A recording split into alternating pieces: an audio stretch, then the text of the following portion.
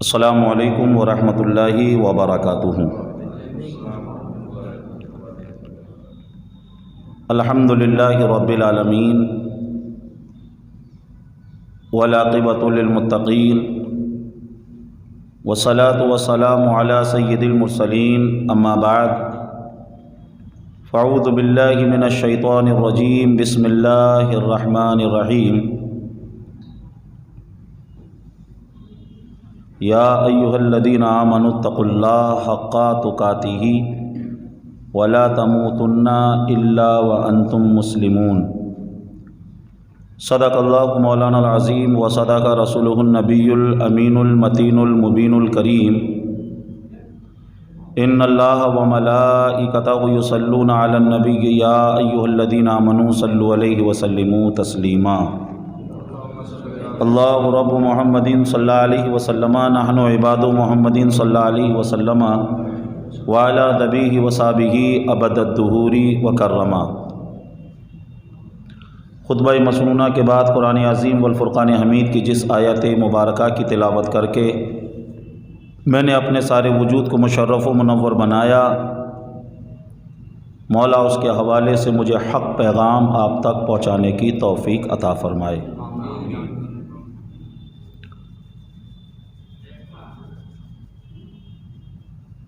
آج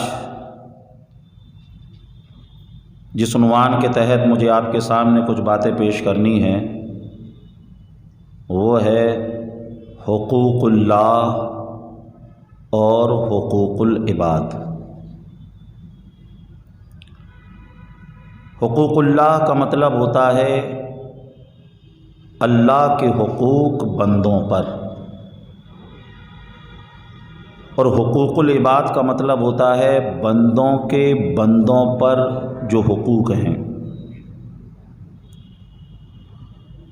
حقوق اللہ کی بھی اہمیت اور حقوق العباد کی بھی اہمیت۔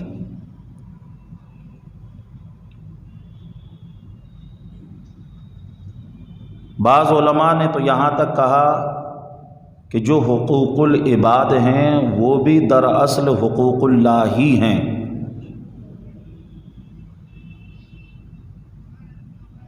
کیونکہ جو بندوں کے حق ہمیں معلوم ہوئے وہ بھی اللہ کے بتانے سے ہی معلوم ہوئے ہیں۔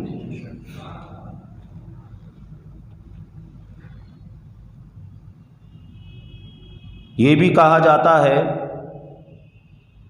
کہ حقوق اللہ کے اندر اگر کسی نے کوتاہی کی ہوگی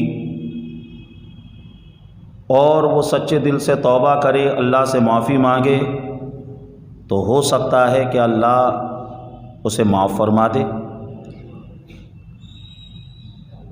لیکن حقوق العباد کا معاملہ ایسا ہے کہ جب تک جس بندے کے ساتھ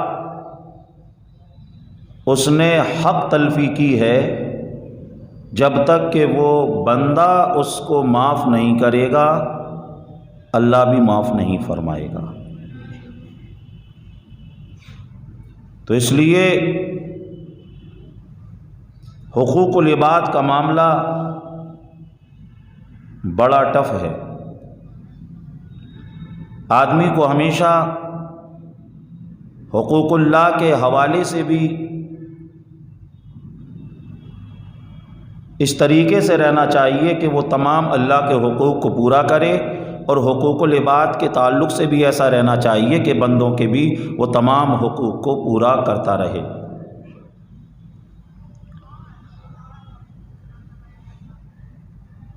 حقوق اللہ کیا ہیں؟ اللہ کے بندوں پر کیا حق ہیں؟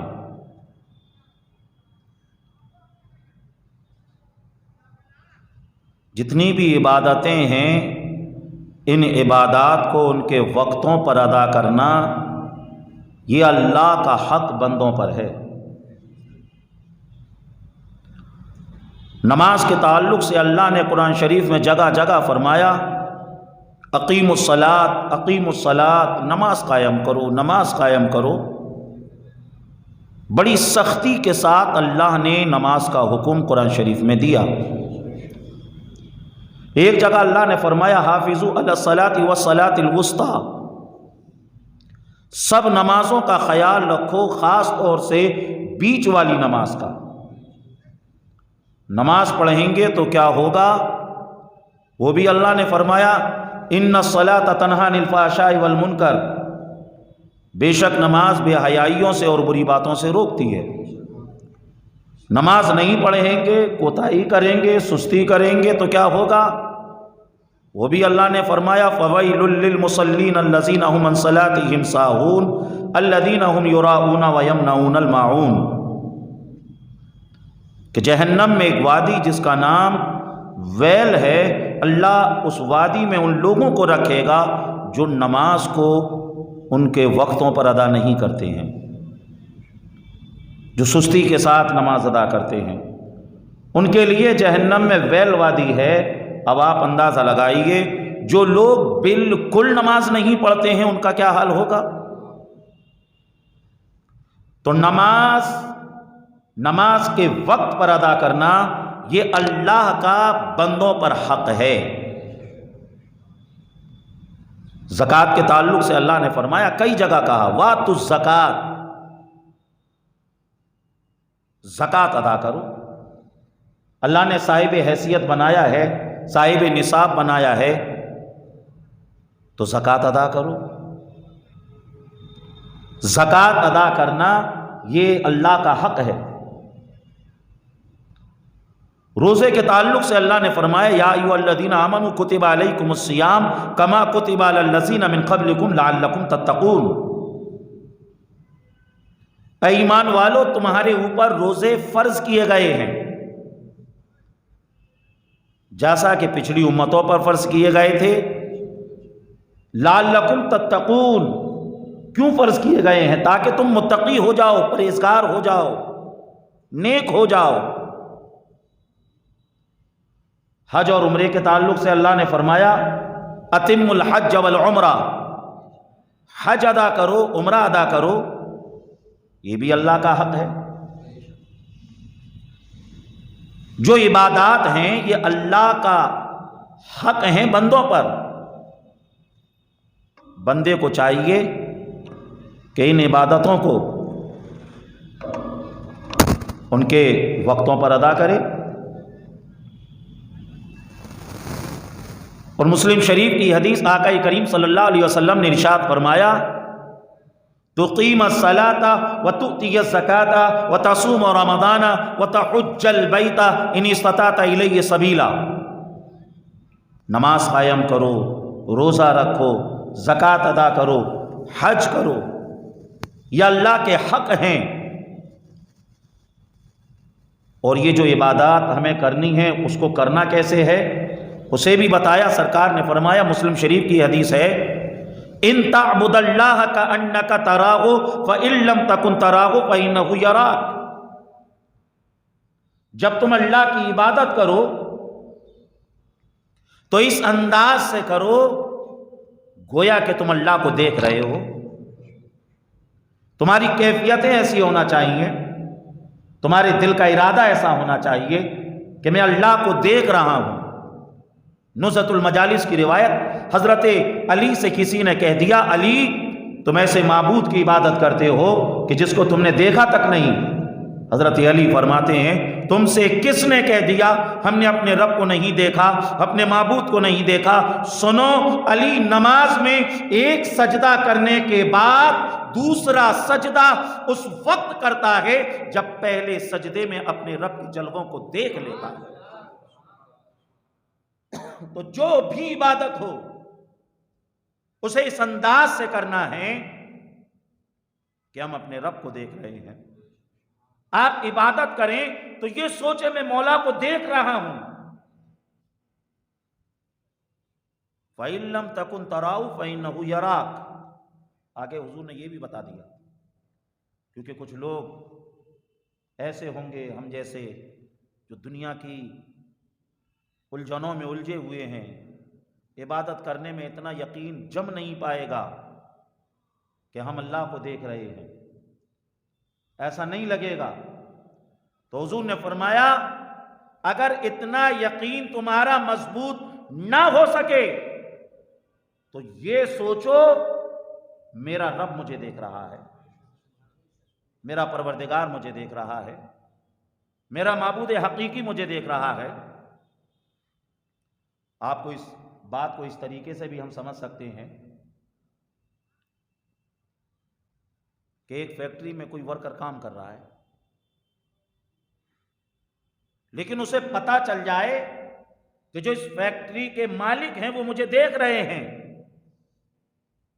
اب وہ جو کام کرنے والا ہے بڑی چترائی سے کام کرے گا، بڑے ہوش و حواس میں کام کرے گا، سوچے گا اگر میرا کام باس کو پسند آ گیا، مالک کو پسند آ گیا تو سیلری بڑھ جائے گی، پروموشن ہو جائے گا، میں باس کی نظروں میں چڑھ جاؤں گا۔ عزیزان محترم، اگر اس نے باس کے سامنے اچھے سے کام کیا تو اس کا فائدہ ہو جائے گا، اس کا گریڈ بڑھ جائے گا۔ وہیں اگر کوئی بندہ مومن اس نیت سے عبادت کرے، اس سوچ اور عقیدے کے ساتھ عبادت کرے کہ میرا مولا مجھے دیکھ رہا ہے، میرا پروردگار مجھے دیکھ رہا ہے، اب خشوع اور خضوع کے ساتھ اگر وہ عبادت کرے گا تو سمجھ لیجئے اللہ تعالیٰ اس کا درجہ اونچا فرما دے گا، اور پھر وہ صرف مسلمان اور مومن نہیں رہے گا بلکہ اللہ اسے اپنی ولایت عطا فرما دے گا، وہ اللہ کا ولی بن جائے گا۔ وہ کوئی بھی عبادت کرے اس نیت سے کرے کہ میرا مولا مجھے دیکھ رہا ہے۔ یہ تمام عبادتیں ان کے وقتوں پر ادا کرنا یہ اللہ کا حق ہے بندوں پر۔ یہ ہوا حقوق اللہ۔ حقوق العباد کیا ہے؟ حقوق العباد یہ ہے بندے کا بندے پر حق، بے شمار حقوق ہیں۔ اسلام نے ایک ایک حق کو بیان کر دیا ہے۔ ماں باپ کا حق کیا ہے، عزیز و اقارب کا حق کیا ہے، دوست یاروں کا حق کیا ہے، امام کا حق کیا ہے، مقتدی کا حق کیا ہے، استاد کا حق کیا ہے، شاگرد کا حق کیا ہے، تم جس راستے سے گزر رہے ہو اس راستے کے حقوق کیا ہیں، تمہارے پاس اگر جانور ہیں تو ان جانوروں کے حقوق کیا ہیں، تمہیں اگر کسی کمپنی کا اللہ نے مالک بنایا ہے تو ان کے ورکر اور ان کے کرمچاریوں کے حقوق کیا ہیں۔ ایک ایک حق کو اللہ نے بیان فرما دیا ہے، ایک ایک چیز کو بیان فرما دیا ہے۔ لیکن آئیے میں آپ کے سامنے بخاری مسلم کی متفق علیہ حدیث پیش کر رہا ہوں، اسے سماعت کریں۔ اس حدیث میں آقا کریم صلی اللہ علیہ وسلم نے 5 حق کو بیان فرمایا ہے۔ حدیث سننے سے پہلے جی لگا کر کہہ دیں سبحان اللہ۔ عن ابی ہریرہ رضی اللہ تعالی عنہ قال قال رسول اللہ صلی اللہ علیہ وسلم حق المسلم علی المسلم 5: رد السلام، عیادۃ المریض، واتباع الجنائز، واجابۃ الدعوہ، وتشمیت العاطس۔ رواہ البخاری فی صحیحہ ورواہ مسلم فی صحیحہ متفق علیہ۔ نہیں سمجھے ہیں پھر بھی جی لگا کر کہیں سبحان اللہ۔ یہ بخاری اور مسلم کی متفق علیہ حدیث ہے۔ حدیثوں میں سب سے اونچی اس حدیث کو مانا جاتا ہے جو بخاری میں ہو،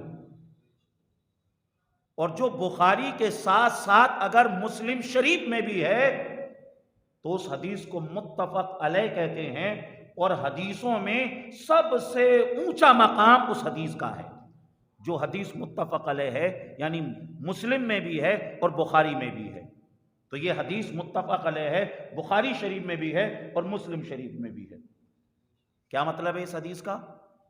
حضور نے فرمایا حق المسلم علی المسلم 5: ایک مسلمان کے دوسرے مسلمان پر 5 حق ہیں۔ 5 حق۔ پہلا حق کیا ہے؟ حضور نے فرمایا رد السلام،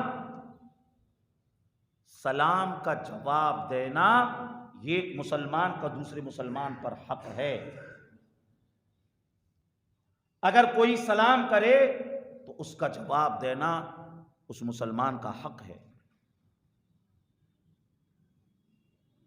سلام کے تعلق سے مسلم شریف کی حدیث سنیے، آقا نے ارشاد فرمایا، عن ابی ہریرہ رضی اللہ تعالی عنہ قال قال رسول اللہ صلی اللہ تعالی علیہ وسلم اولا ادلکم علی شیء اذا فعلتموہ تحاببتم افشوا السلام بینکم، رواہ مسلم فی صحیحہ، صحیح مسلم کی حدیث ہے۔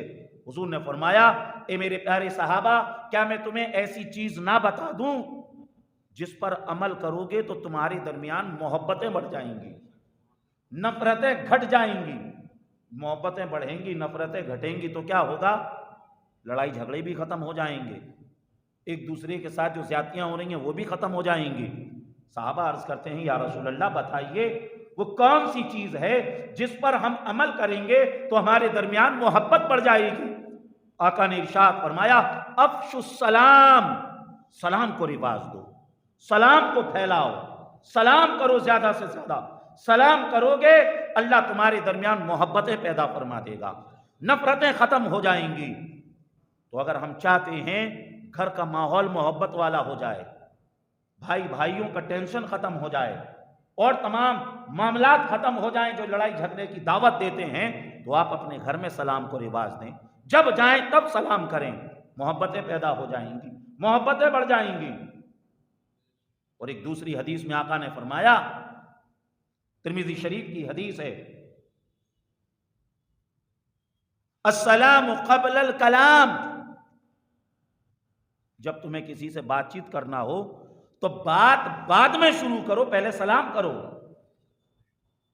اور جو سلام پہلے کرتا ہے اس کے لیے کیا فرمایا حضور نے؟ یہ جو حدیث جو بیان کی یہ ترمذی میں تھی اور شعب الایمان کی حدیث، حضور فرماتے ہیں، البادی بالسلام بری من الکبر، جو آدمی سلام میں پہل کرتا ہے سمجھ لیجئے وہ گھمنڈی نہیں، متکبر نہیں، اس میں غرور نہیں۔ اگر آپ چاہتے ہیں غرور، گھمنڈ، تکبر، یہ رذیل چیزیں ہم سے دور ہو جائیں تو سلام میں پہل کیا کریں، اللہ تعالیٰ ان چیزوں کو دور فرما دے گا۔ جب کسی کے گھر جائیں تو ایسا نہیں بالکل ایسے گھسے چلے جائیں۔ قرآن کیا سمجھا رہا ہے؟ لا تدخلوا بیوتا غیر بیوتکم حتی تستانسوا وتسلموا علی اہلہا، اے لوگوں کسی کے گھر میں ایسے ہی گھسے نہ چلے جاؤ، پہلے اجازت لو، اجازت مل جائے تو سلام کرو۔ آج ہمارے گھر کا ماحول کیا ہوتا ہے کہ بچے بڑے بڑے ہو گئے، انہیں ماں باپ کے کمرے میں جانا ہو ایسے ہی گھسے چلے جاتے ہیں، بڑے بھائی کے کمرے میں جانا ہو ایسے ہی گھسے چلے جاتے ہیں۔ نہیں، اسلام مینرز سکھا رہا ہے، اسلام ہمیں اچھی باتیں بتا رہا ہے کہ جب تمہیں اپنے گھر میں بھی ماں باپ کے کمرے میں جانا ہو تو اشارہ کر کے جائیں، سلام کریں۔ اسلام نے نہ صرف سلام کرنے کا حکم دیا بلکہ جواب دینے کا طریقہ بھی بتایا۔ قرآن کہہ رہا ہے وَإِذَا حُيِّيتُم بِتَحِيَّةٍ فَحَيُّوا بِأَحْسَنَ مِنْهَا أَوْ رُدُّوهَا، جب تمہیں کوئی سلام کرے تو اس کا جواب اب تمہیں بہتر طریقے سے دینا ہے۔ کوئی تمہیں ایسے ہی سلام کا کرے تو اس کا جواب بہتر طریقے سے کیسے دیں گے؟ آپ مسکرا کر جواب دے دیجیے۔ التبسم فی وجہ اخیک صدقہ، حضور نے فرمایا ایک مسلمان کو دیکھ کر مسکرانا یہ بھی صدقہ ہے۔ اگر آپ کو کوئی صرف السلام علیکم کہہ رہا ہے تو آپ ورحمۃ اللہ زیادہ کر دیجیے، کوئی ورحمۃ اللہ کہہ رہا ہے تو وبرکاتہ زیادہ کر دیجیے۔ بہرحال جیسا وہ سلام کر رہا ہے اس سے اچھا جواب آپ کو دینا ہے، اسلام یہ سکھا رہا ہے۔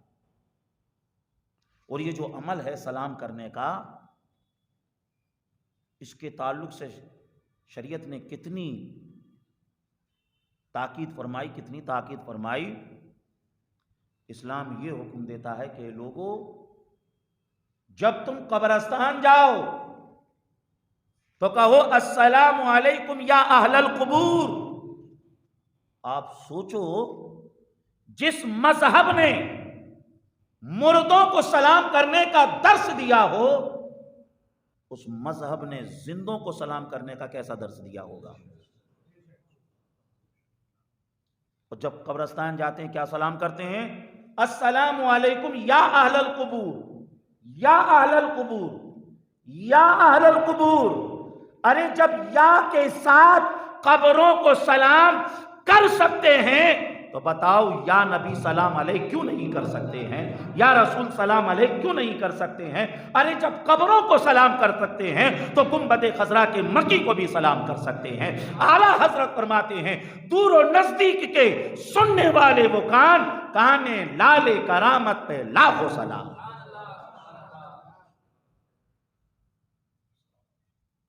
اور ایک چیز بڑے غور سے سننے والی، زیادہ تر لوگوں کو اس کی ضرورت پڑتی ہے۔ جو روایت پیش کرنے جا رہا ہوں اس کا پہلے حوالہ سنیے۔ ابن کثیر نے تفسیر ابن کثیر میں لکھا، امام قرطبی نے تفسیر قرطبی میں لکھا، امام سخاوی نے القول البدی میں اس روایت کو لکھا۔ اب روایت کیا ہے؟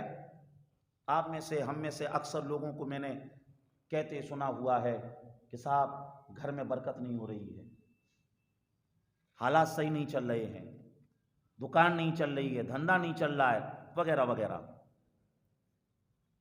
اب جس روایت کا حوالہ دیا ہے حضرت سہل بن سعد رضی اللہ تعالیٰ عنہ سے مروی ہے یہ روایت۔ ایک شخص سرکار صلی اللہ علیہ وسلم کی بارگاہ میں پہنچا اور اس نے کہا یا رسول اللہ علیہ الصلوۃ والسلام، میرے گھر میں برکت نہیں ہو رہی ہے، سرکار رزق میں برکت نہیں ہو رہی ہے، تنگ حال ہوں، سرکار کوئی وظیفہ بتا دیں جس پر عمل کروں تو اللہ میرے رزق میں اور روزی میں برکت عطا فرما دے۔ آقا کریم صلی اللہ علیہ وسلم نے فرمایا اچھا ایسی بات ہے تو ایسا کرو، جب بھی گھر جایا کرو تو سلام کر لیا کرو، اور اگر گھر میں کوئی نہ ہو حضور فرماتے ہیں پھر بھی سلام کر لیا کرو۔ السلام علیکم کا مطلب آپ پر سلامتی ہو، آپ سلامت رہیں، وعلیکم السلام آپ بھی سلامت رہیں۔ اب جب گھر میں کوئی نہیں ہے، دروازہ ہم کھول رہے ہیں، کواڑ ہم کھول رہے ہیں، کنڈی ہم کھول رہے ہیں، لاک ہم کھول رہے ہیں، دکان کا شٹر ہم اٹھا رہے ہیں، اب سلام کریں گے تو جواب کون دے گا؟ علماء بیان کرتے ہیں اب سلام کریں گے تو اب جواب اللہ کے فرشتے عطا کریں گے، اور جب فرشتے کہیں گے وعلیکم السلام، مولا اس پر سلامتی نازل فرما، تو فرشتوں کی دعا اللہ جلد قبول فرما لیتا ہے۔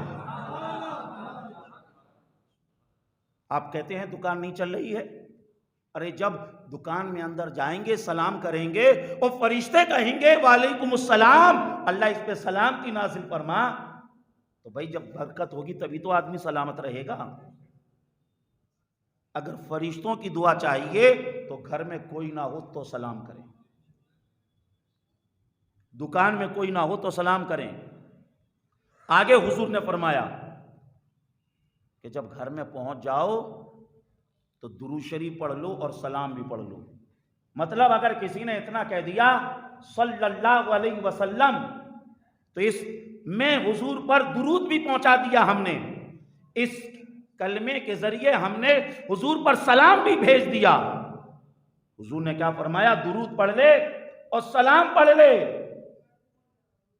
اب حضور پر سلام کریں گے، حضور پر سلام پڑھیں گے تو کیا ہوگا؟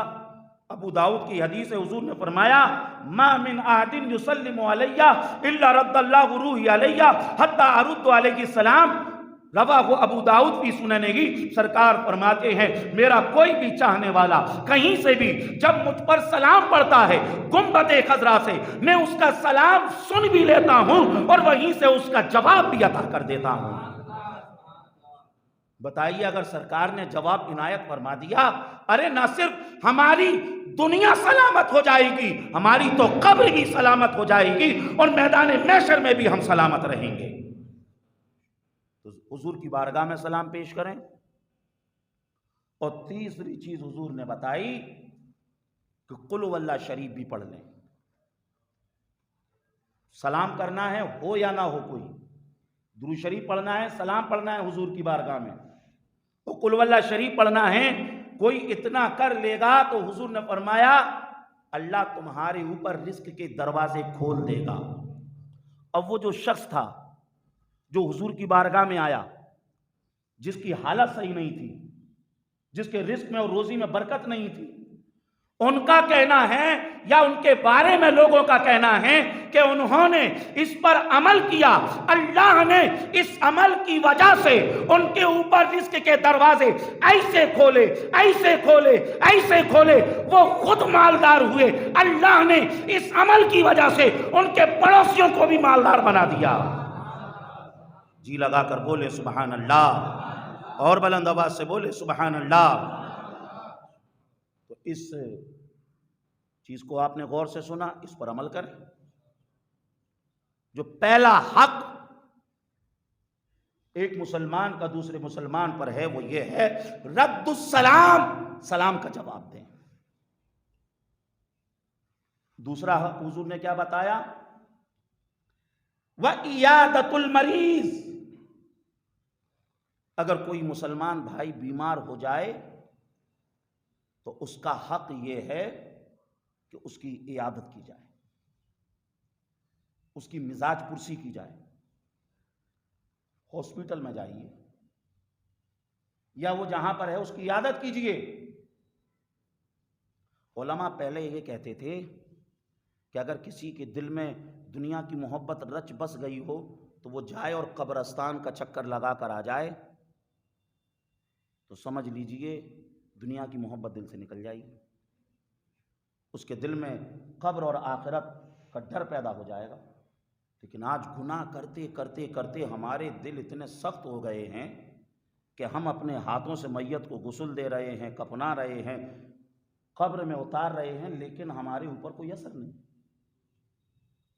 اب علماء یہ کہتے ہیں کہ آدمی کا جذبہ شکر بھی اگر سرد ہو گیا ہو اور اسے ایسا لگتا ہو کہ میں بڑا پریشان ہوں تو ایسا آدمی کبھی ہاسپٹل چلا جائے، دیکھے وہاں پر کیسے کیسے لوگ پڑے ہوئے ہیں۔ کتنے ہی لوگ ایسے ہیں نہ وہ ہاتھ چلا سکتے ہیں، نہ وہ پیر چلا سکتے ہیں، نہ وہ زبان چلا سکتے ہیں۔ ارے کتنے تو ایسے ہیں نہ اپنی پلکوں کو اوپر نیچے کر سکتے ہیں۔ کتنے لوگ ایسے ہیں مشینوں کے ذریعے ان کی سانسوں کو اوپر نیچے کیا جا رہا ہے اور ہر سانس کے بدلے انہیں پیسہ پے کرنا پڑ رہا ہے۔ جب آدمی یہ ماحول دیکھے گا تو اس کا جذبہ شکر بیدار ہوگا، وہ سوچے گا مولا مجھے تو لگتا تھا کہ اس دنیا میں ہی پریشان ہوں، مگر مجھ سے زیادہ لوگ بھی پریشان ہیں۔ مولا میرا دھندا نہیں چل رہا تو کیا ہوا، میرے پیر تو چل رہے ہیں، میرے ہاتھ تو چل رہے ہیں۔ عزیزان محترم، اگر یہ سب دیکھ کر اگر کوئی اللہ کا شکر ادا کرتا ہے تو قرآن کہہ رہا ہے لَإِن شَكَرْتُمْ لَأَزِيدَنَّكُمْ، تم رب کا جتنا شکر ادا کرو گے اللہ تمہیں اتنا زیادہ عطا فرمائے گا۔ تو ایک مسلمان کا دوسرے مسلمان پر حق یہ ہے کہ وہ بیمار ہو جائے تو اس کی عیادت کے لیے جائے۔ اور عیادت کے تعلق سے حضور نے کیا فرمایا؟ مسلم شریف کی حدیث ہے، عن ابی ہریرہ رضی اللہ تعالیٰ عنہ قال قال رسول اللہ صلی اللہ علیہ وسلم ان اللہ تعالی قال یا ابن آدم مرضت لم تعدنی،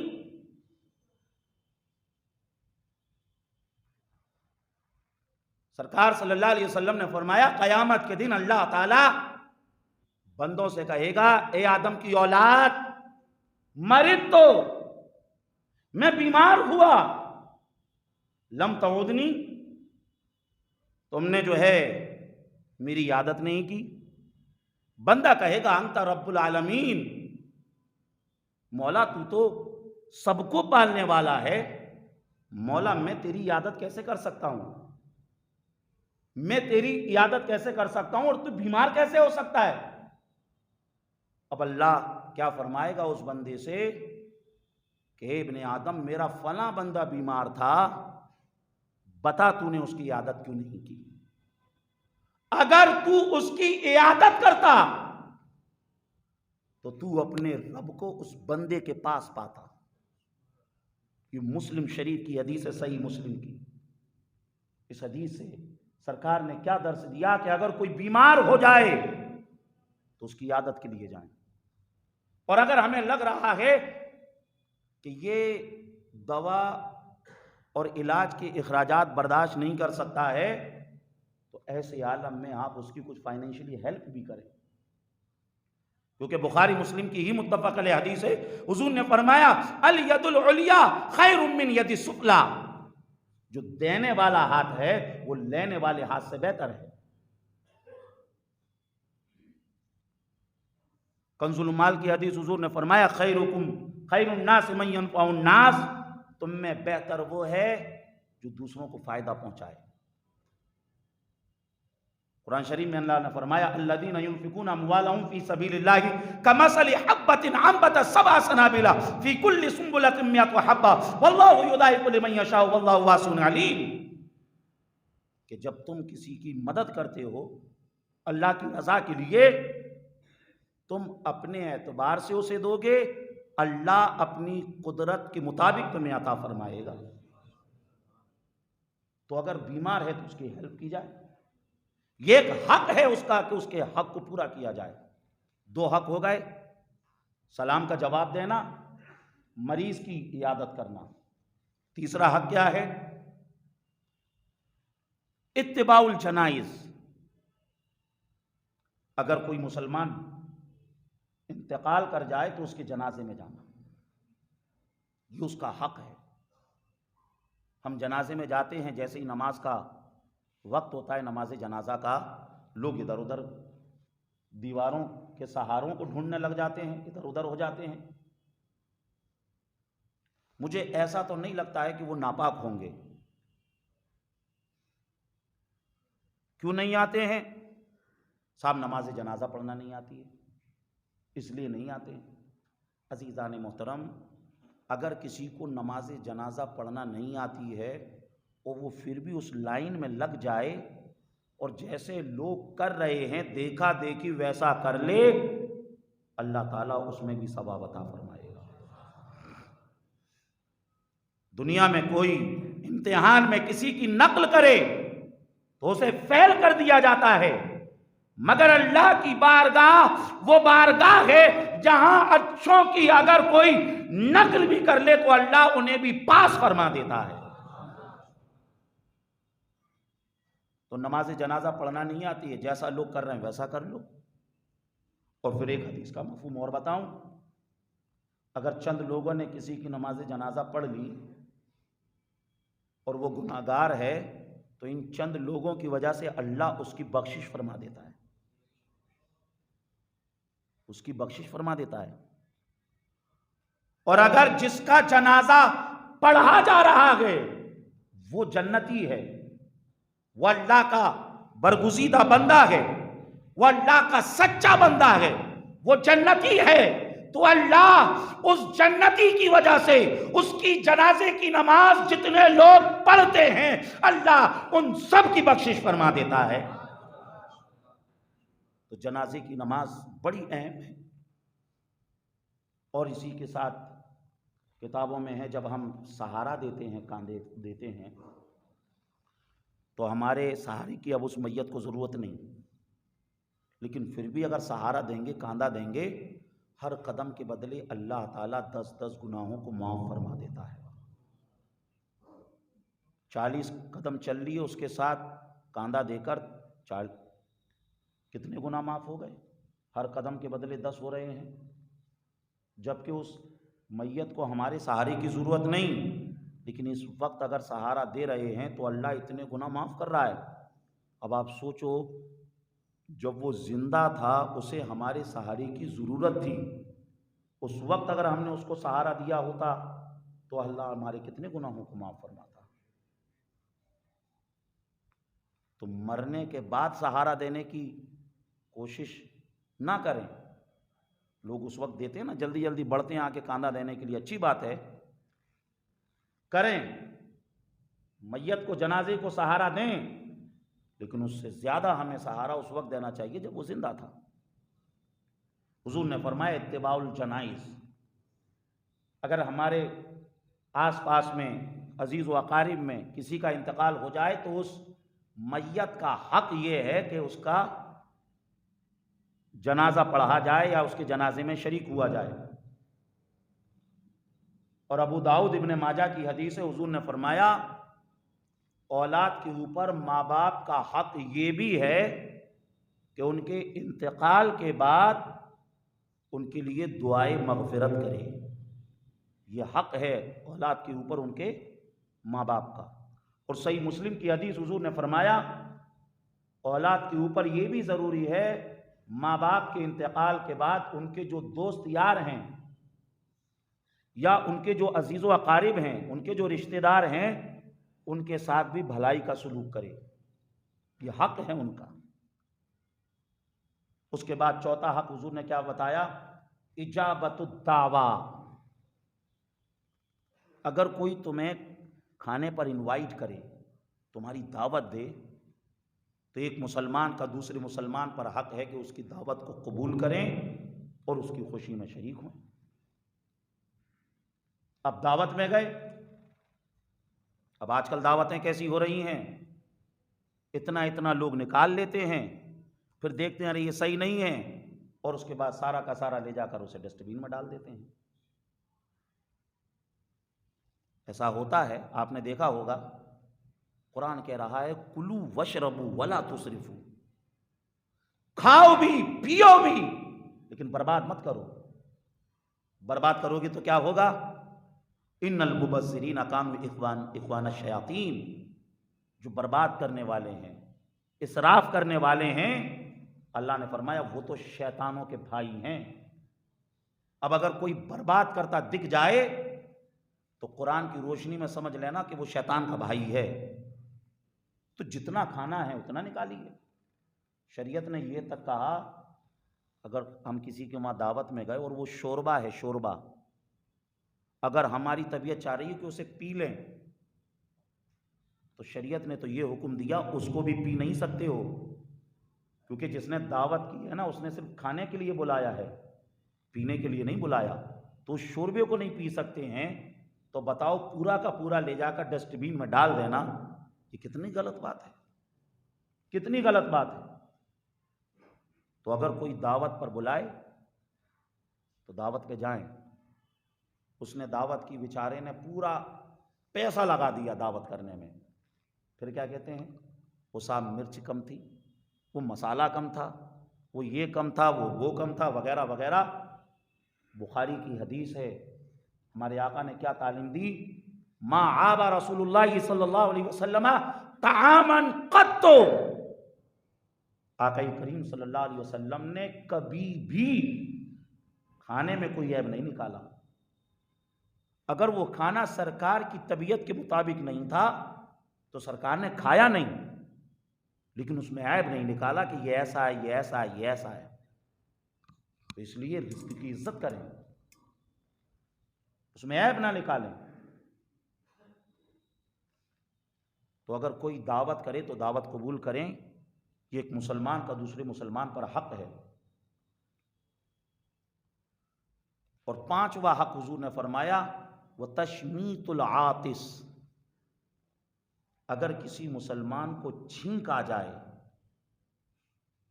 اور وہ الحمدللہ کہہ دے تو اس کا جواب دینا بھی ایک مسلمان کے اوپر اس کا حق ہے۔ فتاوی عالمگیری میں ہے، اگر کسی کو چھینک آئی اور اس نے کہا الحمدللہ تو اس کا جواب دینا یرحمک اللہ کہنا یہ واجب ہے پہلی مرتبہ۔ تو آپ لگائیے کہ چھینک تک کا حق اسلام نے بتا دیا ہے۔ وہ مصنف ابن ابی شیبہ کی روایت، حضرت علی نے فرمایا اگر کسی کو چھینک آئے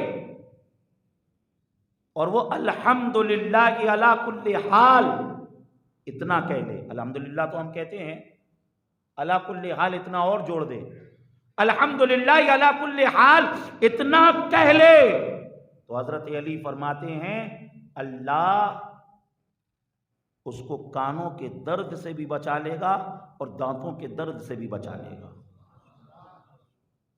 چھینک آئے تو آپ اس عمل کو کیجئے۔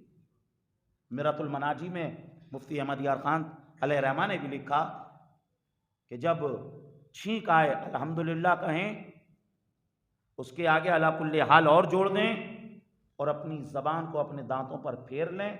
اللہ اس عمل کی برکت سے دانتوں کے امراض سے ہمیں بچا لے گا، دانتوں کے امراض سے وہ آدمی محفوظ رہے گا۔ تو ایک مسلمان کا مسلمان پر حق یہ بھی ہے کہ اگر اسے چھینک آ جائے تو اس کا جواب دے۔ عزیزان محترم، یہ سارے تو ہو گئے حقوق، اس کے علاوہ بہت سے حقوق ہیں، بہت حقوق ہیں، ایک انسان پر دوسرے انسان کے، ایک مسلمان پر دوسروں کے۔ لیکن اگر حق ادا نہیں کیا تو کیا ہوگا؟ تو ہم مسلم شریف کی حدیث سنیے۔ حضور نے فرمایا کہ میرے پیارے صحابہ یہ بتاؤ، مل مفلس، غریب کون ہے؟ کون ہے غریب؟ صحابہ نے کہا من لا درہم لہ ولا متاع۔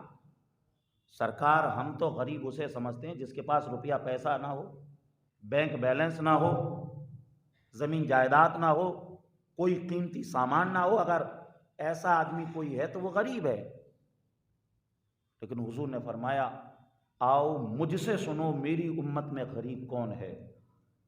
حضور نے فرمایا میری امت کا غریب وہ ہے جو قیامت میں جب آئے گا تو نمازوں کے ساتھ آئے گا، روزوں کے ساتھ آئے گا، حج اور زکوٰۃ کے ساتھ آئے گا، تمام نیکیوں کے ساتھ آئے گا۔ لیکن پھر کیا ہوگا؟ حق والے آ جائیں گے، کہیں گے مولا اس سے ہمارا حق دلوا، مولا اس سے ہمارے حق کو دلوا۔ اور پھر کیا ہوگا؟ اب مرنے کے بعد کوئی کرنسی تو چلتی نہیں ہے، مرنے کے بعد جس کرنسی میں لین دین ہوگا وہ نیکیاں ہوں گی۔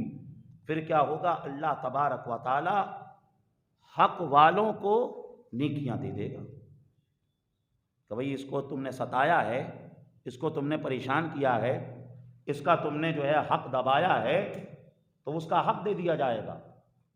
کیسے دیا جائے گا؟ نیکیوں کے ذریعے۔ اب کیا ہوگا کہ وہ جو نیکیاں تھیں